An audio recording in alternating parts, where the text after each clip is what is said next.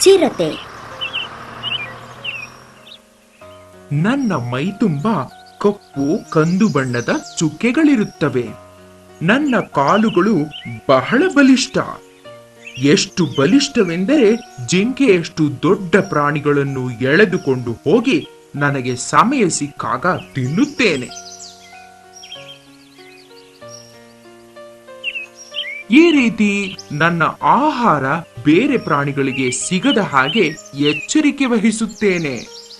ಮರದ ಮೇಲೆ ಆರಾಮವಾಗಿ ಅಡ್ಡಾಡುವುದೆಂದರೆ ನನಗೆ ಬಹಳ ಇಷ್ಟ.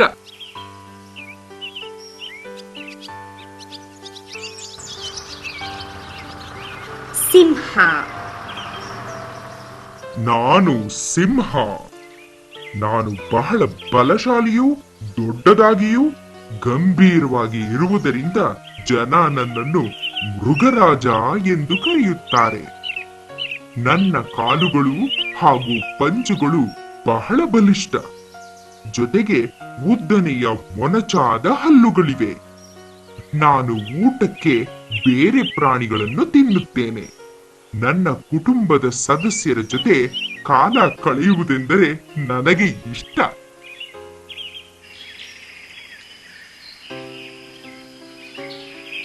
ಕೋತಿ ಅಥವಾ ಮಂಗ. ನಾನೇ ತುಂಟ ಕೋತಿ. ನನ್ನ ಸ್ನೇಹಿತರೊಂದಿಗೆ ಆಟವಾಡುತ್ತಾ ತುಂಟತನ ಮಾಡುವುದೆಂದರೆ ನನಗೆ ಬಹಳ ಇಷ್ಟ. ಪ್ರಪಂಚದಲ್ಲಿ 100 ಬಗೆಯ ಕೋತಿಗಳಿವೆ. ಸಾಮಾನ್ಯವಾಗಿ ನಾನು ಮರಗಳ ಮೇಲೆ ವಾಸಿಸುತ್ತೇನೆ. ನನ್ನ ಇತರ ಸ್ನೇಹಿತರೊಂದಿಗೆ ಸೇರಿಕೊಂಡು ಕೊಂಬೆಯಿಂದ ಕೊಂಬೆಗೆ ಜಿಗಿದು ಆಟವಾಡುತ್ತೇನೆ. ಸಾಮಾನ್ಯವಾಗಿ ನಾನು ತಿನ್ನುವುದು ಹಣ್ಣುಗಳನ್ನು.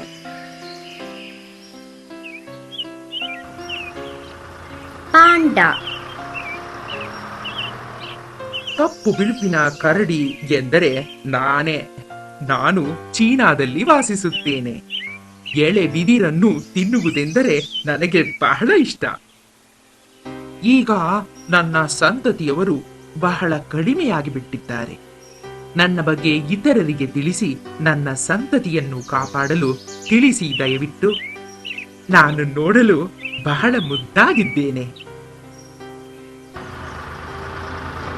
ಘೇಂಡಾಮೃಗ. ನಾನು ಘೇಂಡಾಮೃಗ.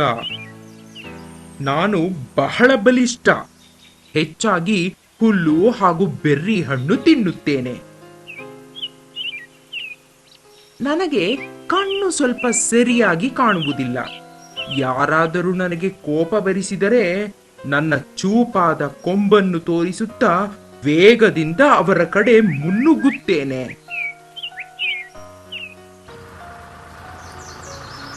ಹಾವು.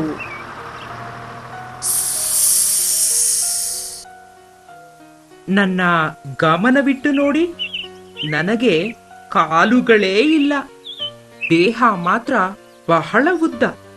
ಅದರ ಒಂದು ತುದಿಯಲ್ಲಿ ನನ್ನ ತಲೆ ಇದೆ, ಇನ್ನೊಂದು ತುದಿಯಲ್ಲಿ ಬಾಲ. ಹಾಗಾದರೆ ನಾನು ಹೇಗೆ ಚಲಿಸುತ್ತೇನೆ? ನೆಲದ ಮೇಲೆ ನಡೆಯದಿರುವ ಪ್ರಾಣಿಗಳಲ್ಲಿ ನಾನೂ ಒಬ್ಬ. ನನ್ನ ದೇಹವನ್ನು ಆಚೀಚೆ ಹೊರಳಿಸುತ್ತಾ ತೆವಳಿಕೊಂಡು ಮುಂದಕ್ಕೆ ಹೋಗುತ್ತೇನೆ. ಪ್ರಪಂಚದಾದ್ಯಂತ ಸಾವಿರಾರು ಬಗೆಯ ಹಾವುಗಳಿವೆ. ನಾವು ದೊಡ್ಡ ಹಾವೋ ಚಿಕ್ಕ ಹಾವೋ ಎನ್ನುವುದರ ಮೇಲೆ ಚಿಕ್ಕ ದೊಡ್ಡ ಪ್ರಾಣಿಗಳನ್ನು ತಿನ್ನುತ್ತೇವೆ.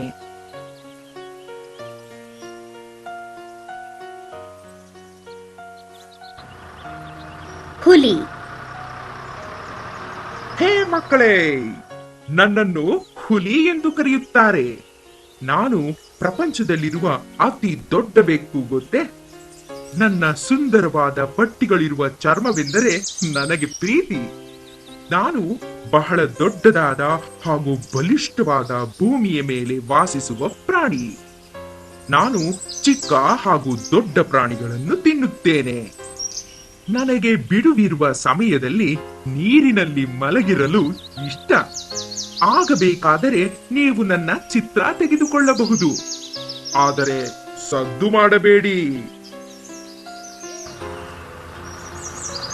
ಆಮೆ. ನಾನು ಆಮೆ. ನಾನು ನನ್ನ ಚಿಪ್ಪಿನೊಳಗೆ ಹುದುಗಿರುತ್ತೇನೆ. ನನ್ನ ಚಿಪ್ಪು ಬಹಳ ಗಟ್ಟಿ ಹಾಗೂ ತುಂಬಾ ಭಾರ. ಅದಕ್ಕೆ ನಾನು ಬಹಳ ಬಹಳ ನಿಧಾನವಾಗಿ ನಡೆಯುತ್ತೇನೆ. ನಾನು ಶಾಂತಿ ಬಯಸುವ ಪ್ರಾಣಿ. ಎಲೆ, ಹಣ್ಣು ಹಾಗೂ ತರಕಾರಿಗಳನ್ನು ತಿನ್ನುವ ಸಾಧು ಪ್ರಾಣಿ.